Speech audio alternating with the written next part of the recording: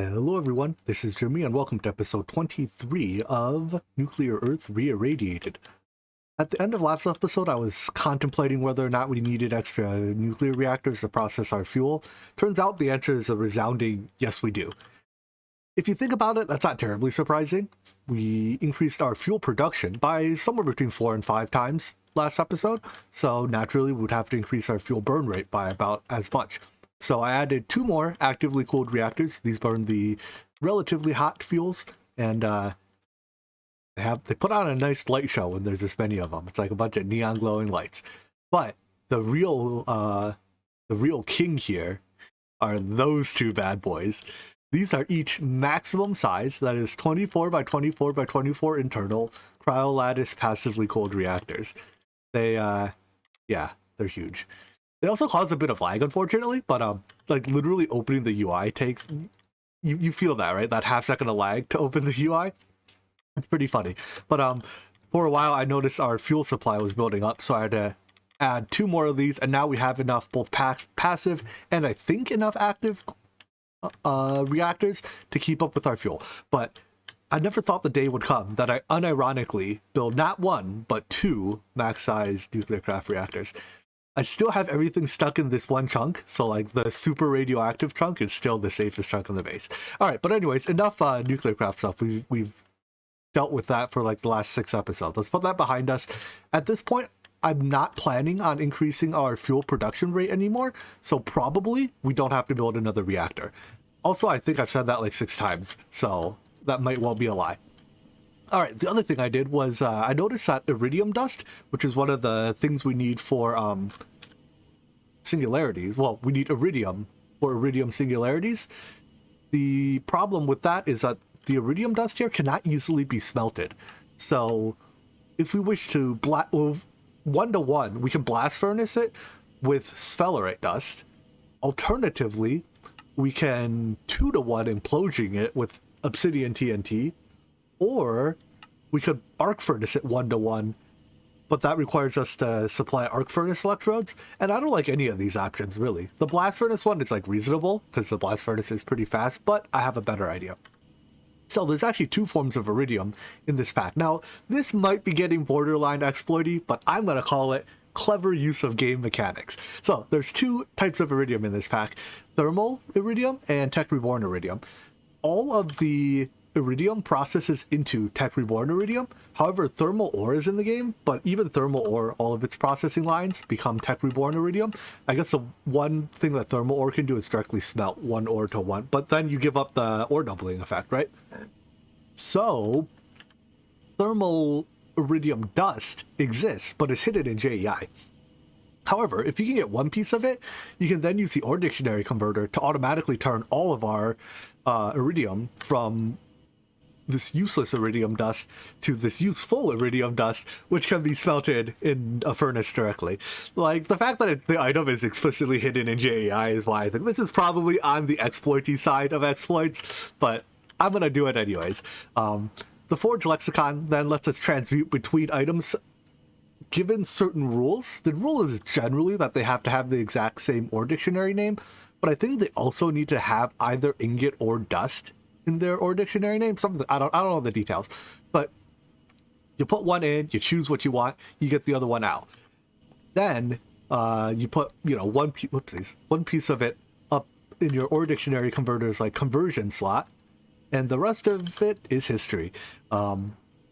Any of this type of iridium that gets pumped in gets turned into this type of iridium, which can then be smelted.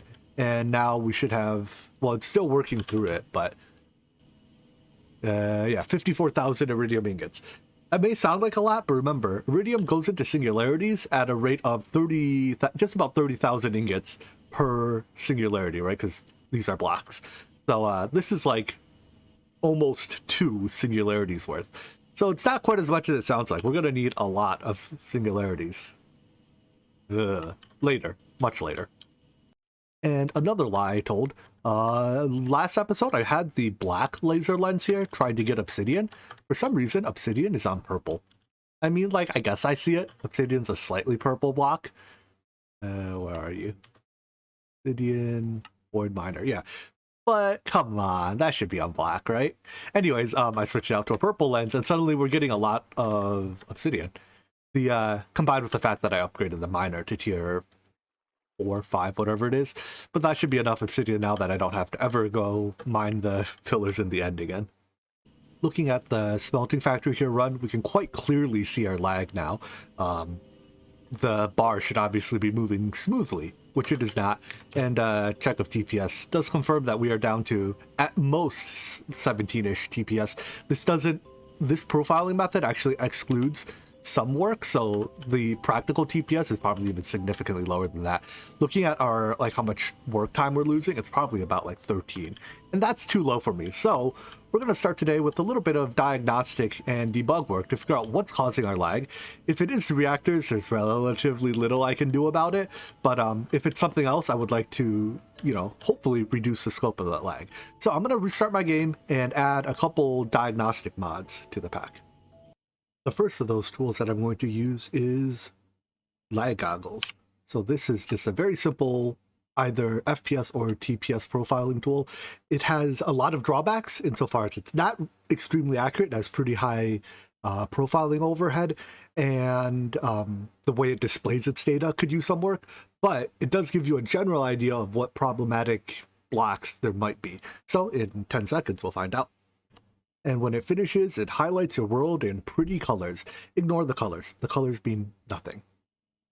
There we go. Okay, so ignore the colors. You want to hit the Analyze Results button, and you're looking for big numbers here. And unfortunately, it is kind of what I expected. All right, so remember that these tick times displayed do account for profiling overhead as well, which in my experience is about 50% with lag goggles. So the true tick time is half of what's shown here. But anyways, this is saying per tick, let's just look at entities by type here. Per tick, it is spending this many microseconds on fission controllers. There's not much I can do about that because I kind of need the fission controllers. Specifically, these two fission controllers. Ow. It teleports you to them, but it teleports you with their head inside the block. These are the giant ones, right? Yeah, hold on. Let's make the colors go away. They don't really help. There we go. Yeah, the two problematic ones are these giant fission controllers, and I guess they're all passive. There's not a single tile entity inside, but for some reason they still take a lot of tick time. I don't know what I can do about that. That kind of sucks. All right, what else was there to see though? I analyze results. This one catches me off guard. The Ender IO, so Ender IO does most of their conduit work, not as ticking tile entities, but it's saying that it's taking a lot of my tick time as well. And largely, this screen is telling me that there's very little I can do about my lag, which disappoints me. All right, let's try our other tool, see if it gives us any greater insight, and that is Spark. So run the command. Well, first of all, Spark has a TPS profiler built in, and this does tell us your true TPS, unlike the Forge TPS tool, which lies to you. So if you have Spark installed, its TPS profiler is just better. But it does have a profiler as well, so we can run it for a while. When it's done, it automatically uploads your a profile to their website where you can look it up, and you're left with a page that has a whole lot of text on it that means absolutely nothing to most sane people. But because we do not constitute sane people here, let's try to make sense of it. So what this is telling us, it's basically a breakdown of what Minecraft is thinking about, or what the server is thinking about, what it's working on. And what we see here is that, let's see, this method here, the update entities, is where most of the work that we observed, basically this is where all ticking tile entities go. Where ticking tile entities do their work. So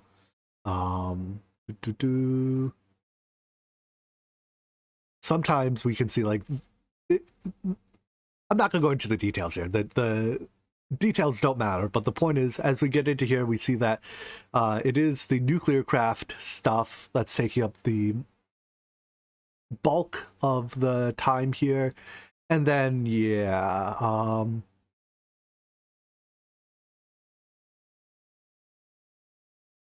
I guess it's doing some mathy stuff inside.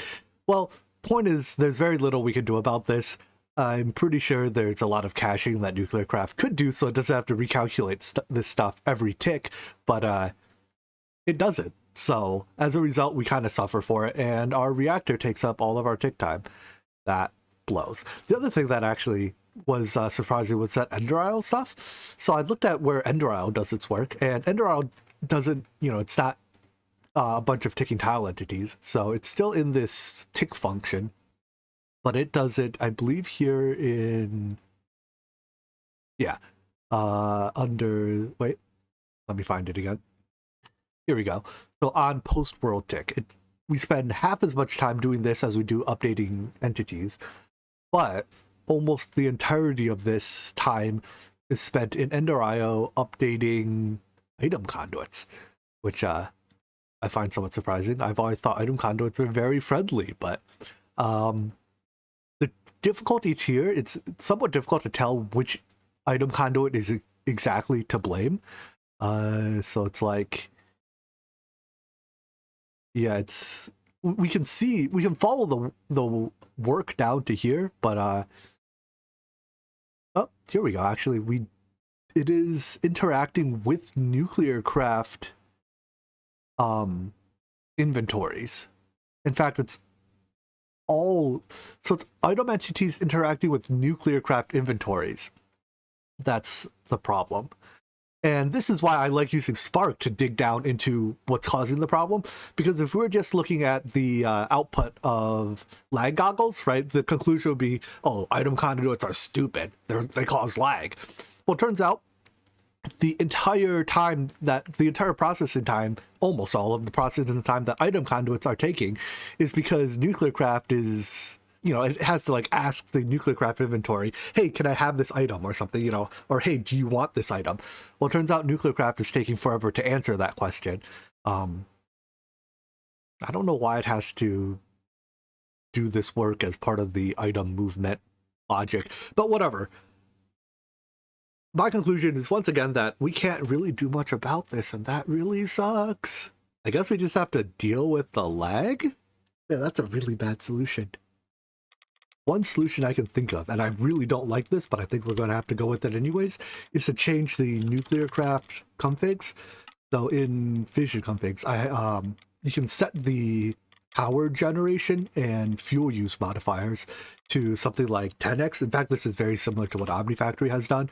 But this way, the amount of energy you get out of... I don't think I can actually save these configs here because they have to be set on the server to have an effect. But done. I'm pretty sure that does literally nothing, right? But that'll result in the things... Oh, wait. No, I think it's just the display is showing higher, but the actual numbers are not changed. Yeah, this is the result of a config mismatch between client and server. But anyways, what'll happen is we'll burn through fuel 10 times faster, which results in a lot less uptime on our reactors, which means that I can probably shut off the huge ones. And like, I've already built them, I paid for their costs. It's not really cheating. There's a slight imbalance it creates insofar as it makes passively cooled reactors a lot better because they only run for 1/10 the uptime, which means that they obviously use a lot less coolant. You can work around that. What am I trying to do? Pull up the options by changing the fuel or the coolant consumption rate for fluid coolers. However, the rate that fluid coolers consume their coolant is actually proportional to how much they actually cool. So like if I want to multiply this number by 10 but keep the same heat removed per tick of fluid coolers, then I have to go divide each of these numbers by 10, and if I mess something up, all my passively cooled reactors melt down the second I log in, and I don't want to do that. So I'm just going to accept that my passively cooled reactors are better now, and apply those config changes. It's going to require another server restart. There's going to be some other knock-on effects, like because I'm making energy, or I'm making a lot more power out of my reactors, I won't be able to extract it fast enough, or like I'm going to need faster conduits to extract, and yada yada yada. But I think I'm just going to deal with it and let the energy get voided, because our energy buffer is full and I'm voiding energy anyways. So Yeah, it's fully here. If it turns out we need more power, well, then I'll upgrade our energy conduits. But the next tier of conduit is not pleasant. The next tier energy conduit is, let's see, we're already at melodic tier, right? 327k per connection. The next tier is stellar, which is a whopping 2 billion per connection, but it's also 1 neutronium ingot per 8. So yeah, that's a little expensive. And with the server restarted, we do observe that our fuel burn rate is much higher. This bar was like crawling along before, right? Now it's sprinting. So I think that means that I should be able to just like turn off some of these reactors. I presume if I have them shut off, they don't do anything. It's kind of what I'm hoping for anyways. And the smaller ones, which take comparatively less tick time to run because their internal logic is, well, the logic for calculating, you know, what's inside what those components does, etc., should hopefully not cause quite as much lag. I also noticed that our radiation in this chunk appears to have gone up. Maybe the radiation is a function of fuel burn rate as well, but we're now up to femtorads per tick. Femto is 10 to the negative 12th, is it? Anyways, it's not technically 0, but it's darn close. And of course, for the most important news, just that one change, and our DPS is up to 20. Ignore the older stuff because this is probably from still before the restart. But yeah, we're down to 21 to, let's see, medium. It's probably what I'm interested in. 33-ish milliseconds per tick from what we were before, like almost 100. And literally all I did was make our nuclear reactors run 10 times faster. Yeah, all right. So I might. There's actually a lot more radiation leaking into my base as a result. But you know what? That's a price I'm willing to pay to not have to deal with lag. A little bit more poison, a little bit less lag. 100 millirads per tick. So, yeah, for some reason, I guess it's as we get further away from our scrubbers, the radiation actually gets worse. And this is with me wearing my radiation protective pants, right? Take those off, and yeah, we're not staying in this space any longer. So, I'm going to continue to, I guess, just drop radiation scrubbers over the entire base now. Looks like just scrubbing the one chunk with the reactors is no longer going to get the job done. Looking at our glass ceiling, it's like really trippy. You get some very interesting aliasing effects. Right? Like it almost looks three-dimensional and curved in weird ways. I don't actually know if the aliasing is showing up on like through the encoder very well. But I'm like tripping out. Anyways, about 10 minutes ago, I said we would be done with Nuclearcraft for the foreseeable future. I actually mean it this time. So let's move on to the next thing I want to do, which is, I think, start maybe not the actual crafting of singularities, but the production of the neutronium compressors, which make the singularities. So this requires a bunch of neutronium, that nothing to do but wait. However, it also requires a significant number of nether stars. So let's go ahead and automate our nether star production. This is done by killing the wither skeleton, or not the wither skeleton, the wither itself. And while I have this thing here that does kill withers, it's not... Ooh, it's full. I wonder if I voided... In fact, the fact that there's soul sand in there almost assuredly means I voided wither skeletons. Whatever. There's extra skulls as well. Anyways, what was I saying? I want to set up a root farm to do withers now that we have access to tier 4 caps. Right, these use a neutronium ingot each. But because we can make this now, we should be able to make a tier 4 root farm which can do withers and dragons. The tier 4 caps use 1 neutronium ingot each, as we've mentioned, so that's 567 piles apparently for a single one. Because we probably don't need that many dragon and wither ones, I'll just share one tier 4 structure between the two of them, and we can swap out the controller between the two as needed. We'll have to kill one last wither. Can I find it now? No, I can't. In order to program a shard, and then once we have a programmed shard, this does work, right? Uh-oh. Kill mobs. Shard must be... Hit mob with shard to capture. Hitting the wither. That's not good. Ah, there we go. I think I was like hitting too high and missing or something. Apparently you have to hit like... No, that's still missing. I don't know. This wither is being extremely difficult. There we go. No, like I'm clearly hitting it. No. All right, it counters my cheese with some cheese of its own, but I did get the shard bound, so now I just have to actually manage to kill the thing.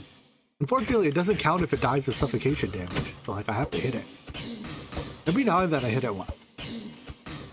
Somehow, some way, I pulled it off. So, there we go. So this uses, yeah, we have to supply it with soul sand and wither skeletons for it to spawn stuff. It also obviously needs energy and quite a bit of time. So I'm gonna put some of the upgrades on it. I mean, I guess we don't need decapitate or what do I use in the third slot? Efficiency. We don't need that. We probably don't even need looting. I guess I'll put the mass and rate upgrades in, and then we'll pump items into this and get our nether stars out, because that's really the only drop that matters. Looks like with upgrades, we actually can't insert power into this thing fast enough. The power cell we're using, or energy cell, is that what it's called? Only accepts 10,000 RF a tick. I wonder, is that a per side value? But it's okay for this thing not to run at full speed, I think. Yeah, it looks like it is a per side value. So we can get actually pretty close by just plugging in on 6 or 5 different sides. The bottom side's not exactly accessible. Using phantom faces, we could probably get the last side as well. Whatever. 50,000 out of the 83,000 it asked for means it'll just run a little bit slower. And that's okay. So this produces various drops. As long as we keep it stocked with wither skeletons and soul sand. Mostly just nether stars. Alright, so that's our nether star farm taken care of. If I need to, I can switch this out for dragons. If we have to do that, then if we're going to farm dragons, we need end crystals to be stocked here as well. So may as well add it. These are just regular old recipe. Then we can add our recipe for neutronium compressors to the package thingy, which lets us auto-craft them using 2,000 piles of neutrons each. Normally, when I set up my neutronium compressors, I try to do one per thing. Like have one neutronium compressor making lapis, one making iron, yada yada yada. Although at 2,000 piles per compressor, maybe we'll try to make do with just one. In fact, because yeah, I had 3,000, and now, well, I have a lot less than 3,000. Let's look at these questions. What exactly does it want me to do? It wants me to touch a pile of neutrons. Well, if you insist, at 2 rads per tick. What, was that not enough touching? I don't want to touch it any longer. It hurts. There we go. Put it away. Get it out of here. Alright, finish my neutronium compressor, please. Almost there. And then the last step. The crafting on this table is a little bit slow, but you know what? It beats having to hold... No, it looks like it's done. It beats having to hold that block of neutronium, right? At 162? Yeah, no thanks. Okay, this stuff here is kind of boring. I'm going to leave that for later. So, the ultimate goal in this pack, as far as I can tell for now, is just to make the Sword of the Cosmos. The rest of the Infinity stuff is both doesn't have a recipe, and also it's just more of the same. So, the Sword of the Cosmos, at least, is my ultimate goal for now. To make that, we're going to need a couple things. First of all, a boatload of neutronium and infinity, which is really, by almost all accounts, more neutronium, plus, I guess, the singularities. But since I don't want to deal with singularities now, we're going to deal with the other thing in the Sword of the Cosmos, and that is this Essence of the Eternal Sword, which has a very trippy animation as well. So, to make that, we have to make...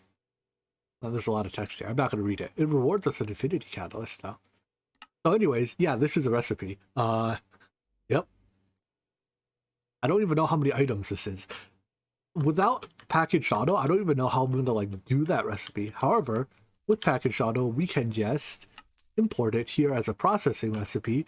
It'll grab one of everything for us, as long as there's less than 81 items. I hope to God there's less than 81 items in this thing. Haha, there are 80 items. Very good. Yeah, these are our 80 items. I want it in ordered mode because it is a Thaumcraft infusion, and I have a trick for Thaumcraft infusions that will be for when we get around to automating them. So anyways, I guess our recipe won't look exactly like this because our crystal sword will have like MBT data on it. There might be a couple other weapons that have MBT data on. I need my package recipe encoder to actually save. But now that we have this list, we can just use this as opposed to this page because this page is literally unreadable. So let's work down this list and make sure we have one of everything. Iron sword, check, check, check. Yep, can do that. Yep. I don't know why I don't know about this stuff. This is just Dredium, right? Don't I already have? No, I have red. It wants a purple Dredium? What is a purple? How do I get this stuff? Smelt the red dreaded chunk of abyssal night. Smelt this? Alright, let's see what that becomes. I don't know if I'll, like, wait, it's becoming the purple variant. No, it is the purple variant that I want. Did I gain knowledge? No. Alright, well, I guess we're gonna, it's just never gonna have a tooltip. So we can make that purple sword. Continuing down the list, we can make that, we can make that. Ithlaxium is, I think, something else we have to get in the last Thaumcraft dimension. Yeah, I think the Ithlaxium is the stone that generates in that dimension, so we just have to mine it and transmute it. That looks relatively simple. Oblivion catalysts are a bit of a pain in the butt to make, but there's no progression needed there. So the first thing that I see here that requires progression is the Infused Crystal Sword. Alright, let's do some Astral Sorcery then. We haven't done much in Astral Sorcery recently. We found our shrine some time ago. Moderately radioactive here, which is unpleasant, but we'll deal. The next thing I want to do then is make ourselves a few light wells. And actually I'm going to make a lot of light wells, but these are used to turn stuff like rock crystals into Astral Sorcery's fluid. So the rock crystal ore, when you break it, drops rock crystals. Not a huge surprise. Normally this stuff generates relatively sparsely underground, but because of the void ore miners we have, and I think the oh man, this is slow. Alright, we're not going to make 64 of them. But because of the void ore miners and the other void bedrock miner thingy we have, we can generate these pretty easily by just, well, placing the ore and then breaking it. This cannot be processed automatically. There's no machines that process it because the output has random stats on it. The stats on these rock crystals, by and large, doesn't matter quite yet.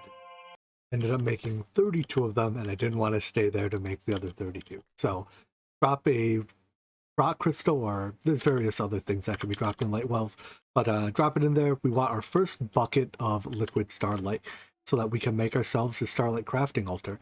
We also should make ourselves this looking glass at some point, I guess. And it can wait, probably. I want the telescope, but then again, the telescope's made from the looking glass. All right, so while this thing melts down, make ourselves one of these. Unfortunately, this crafting table doesn't have like any meaningful integrations. I guess what I could do is this. Import the recipe like that. And then drop the recipe into... Did I have an interface set up for this? No, never mind. There we go. So it's just an interface pointing at a chest, and then if I request something, it'll, at the very least, gather up all the materials into one place for me. It's to reduce the amount of JEI searching I have to do. It's a small optimization, but it's a thing that I like to just have around them. If you could stop kidnapping me. Teleporter frames. So, make ourselves a looking glass. It cites us that this altar lets us craft even during like peak daytime, because I guess the floating crystal gives off enough starlight to allow us to do so. Unfortunately, that trend will not stay much longer. While I'm at it, I'm also going to make a couple of these infused crystal swords. So the stats on the swords are based on the stats of the crystals. If you're actually planning to use a sword as a weapon, it's probably a good idea to use good crystals to make the sword, but I'm not. I'm just planning on using them as a crafting ingredient for this thing. Right, so I assume the stats don't matter for it because the item as shown, find it here, has 0% stats and it's impossible to get a 0% stat weapon. We have over a bucket of liquid starlight. So this stuff's pretty cool.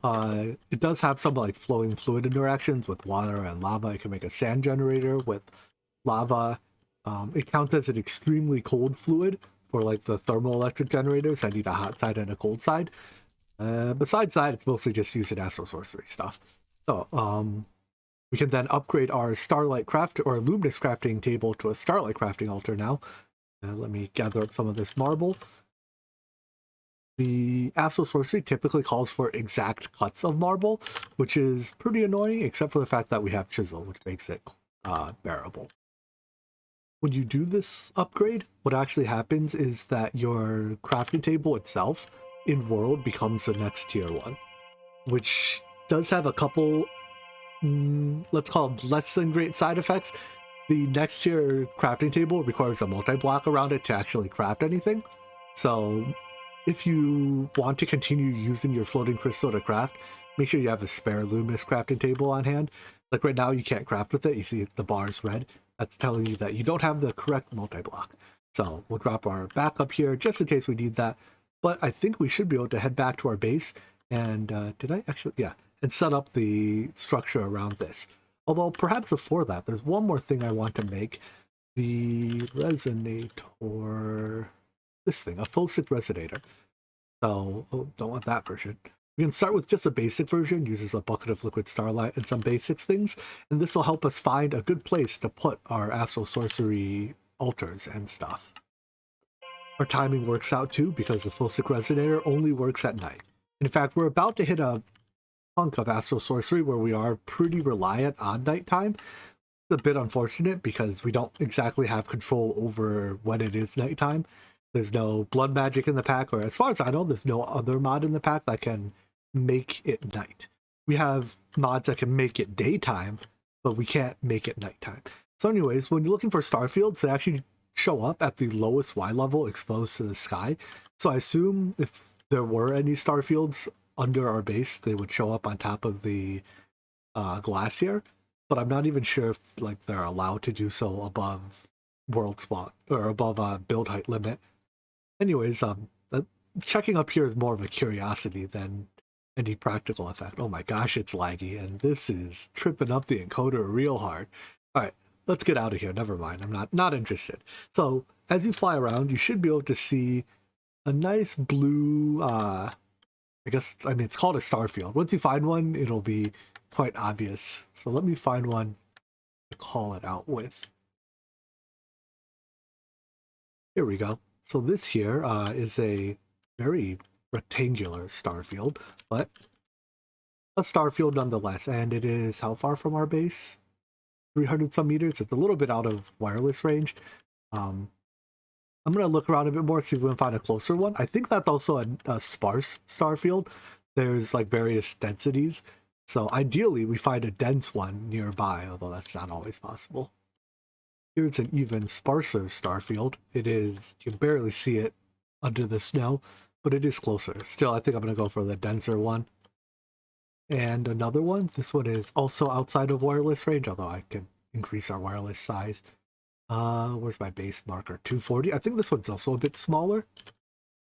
Let's compare. So we have this versus... I actually have quite a few star fields nearby. Usually you don't get this many to choose from.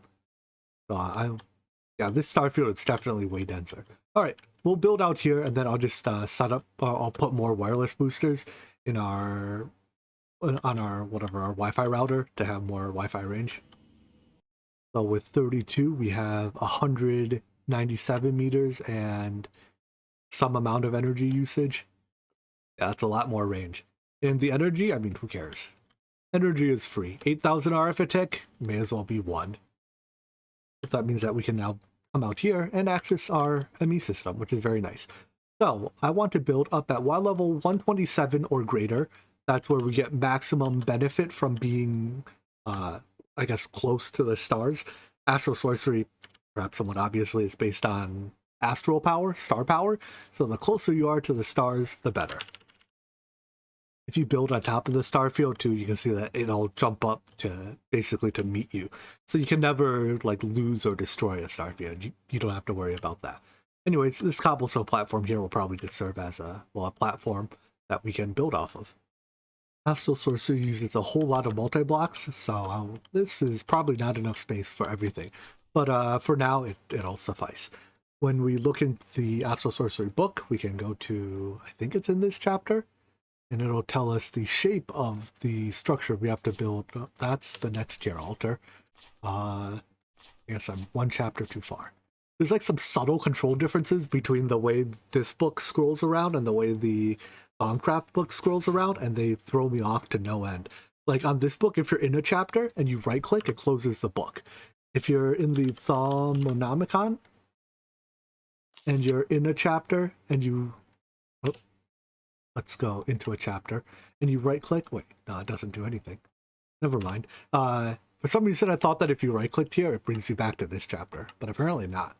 And I'm just crazy and making stuff up. Well, I mean, I guess I've known that I was crazy. Anyways, where exactly is this? Here it is, the Starlight crafting altar. So we have to build this structure around it. It tells us what blocks we need. Make sure your crafting altar is in the starfield. It is, as far as I know, the only, well, I guess it's one of two multi-blocks in Astral Sorcery that benefit significantly from being in the starfield. So because it's in the starfield, we get some amount of star power during the day. It's not a lot, but we take what we can get. So anyways, now that we have this, let's continue on, make the linking tool and the telescope. This, excuse me, is that a ghast? What the? There's a ghast with a piggy hat. I want his hat. I'm a hat collector. I don't even wear a hat. I don't even know how to pull up the hat UI. There we go. Alright, we'll put a creeper on our head, but I want this guy's hat. That's a huge piggy. Thanks for the piggy, buddy.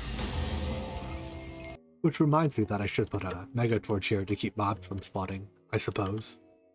Well, it seems like even building on a starfield during the day, we just simply don't have enough starlight to do some of this crafting.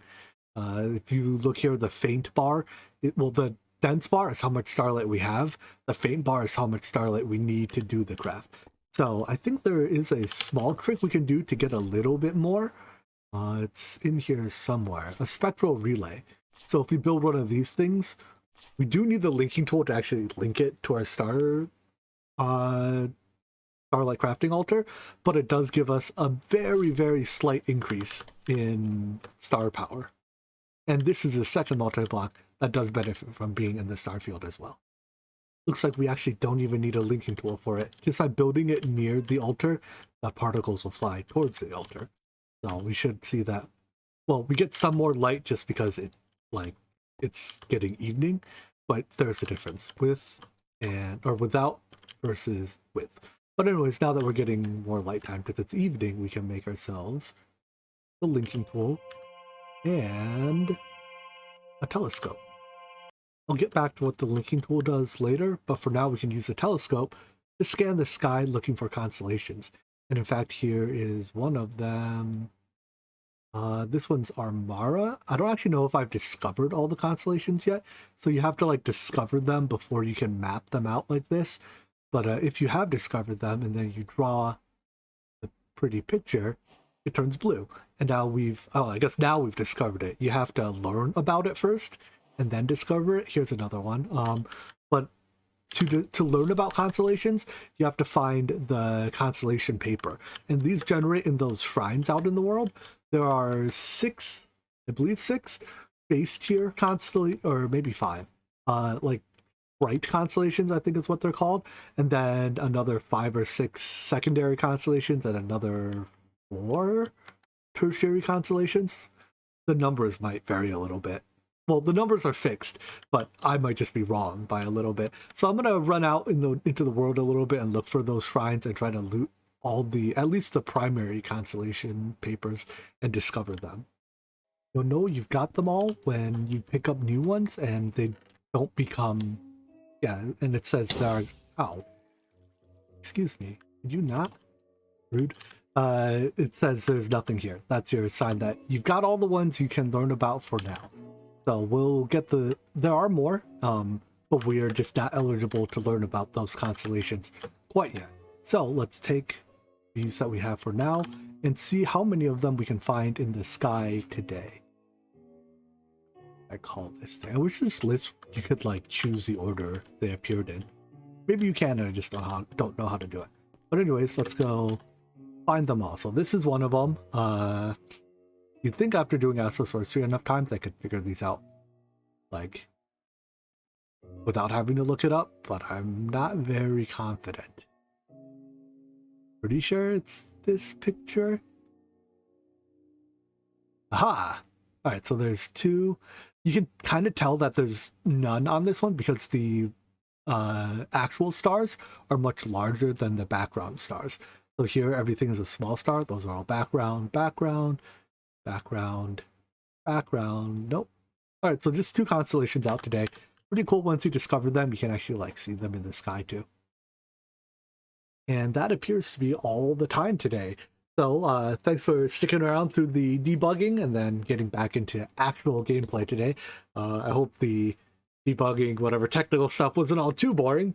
But yeah, that's it. I hope you enjoyed it, and I hope to see you in the next one. Take care. Bye-bye.